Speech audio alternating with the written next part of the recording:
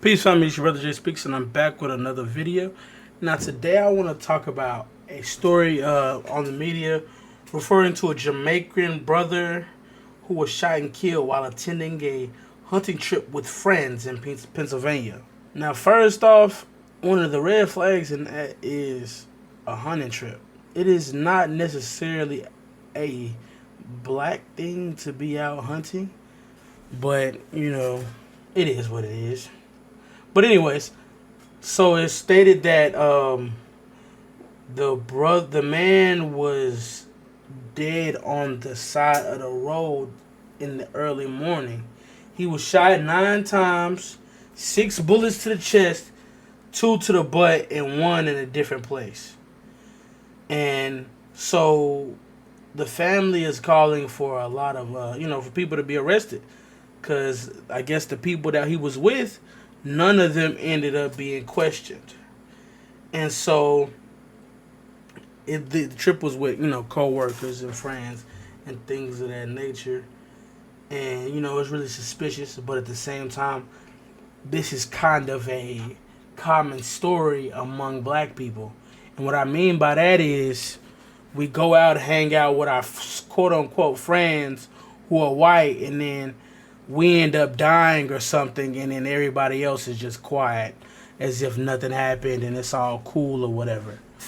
So first off, I want to say that we got to stop ignoring history. I'm not saying don't have white friends or anything like that, or hate everybody or whatever people are going to say.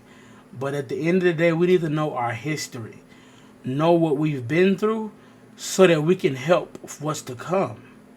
If you don't know your history, how are you going to be able to move on forward? If you don't know the history of the vehicle that you bought, how do you know those problems won't pop up again? How do you know what to look for? How do you know what to fix? How do you know what to stay away from? And that's what I mean by learning our history.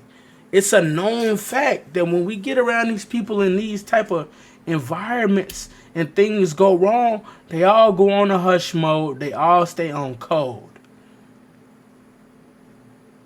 Same thing with the sister a couple years ago. She went to a slumber party with a lot of her white friends, and then she ended up being thrown off a balcony and beat to death. And it was ruled, no foul play, that she committed suicide. These things happen over time, and we don't pay attention to these things, so we end up falling for them ourselves. Now, I don't necessarily know for a fact what happened with this brother, but when you talk about being shot 9 times and nobody is arrested, nobody around you, black people couldn't do this. We couldn't have a party and somebody be killed and everybody just able to go home. No, everybody's getting arrested. Something is happening to everybody.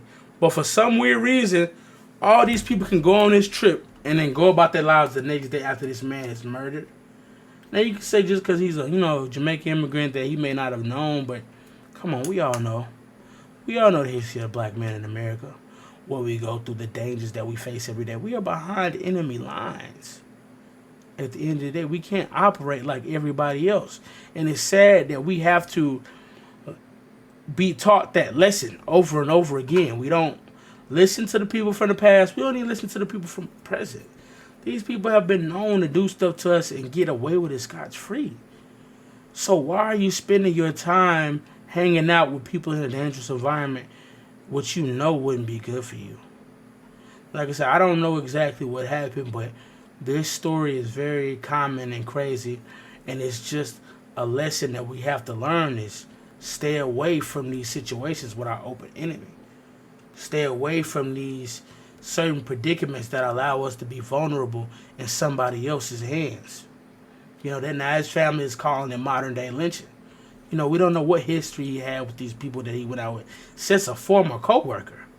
So obviously they work together and they don't work together no more. But they invited him, and instead of his wife, fiance, bless her heart, she dropped him off in the middle of the woods. Didn't even drop him off at a cabin or nothing like that. So it's a lot of crazy stuff going on with this story, and I just wanted to bring it up to show us that we have to pay attention to our history and what goes on in this world. These things aren't in isolation. This stuff is happening all the time, and we keep being inside of it. None of us are saying, you know what, maybe I shouldn't go, maybe I shouldn't do this. We want to give people chances. We want to, act like the past isn't the past, but still, like, you gotta guard yourself. You gotta be able to make sure you are secure. And it's just unfortunate this happened to his brother, but this is another lesson of us being behind enemy lines and not being able to take a load off like we want to. We have to be security minded. We gotta be guarded at all times. Gotta be safe. But anyway, I just wanted to bring that up, family. Please like, comment, subscribe to the video. I appreciate it.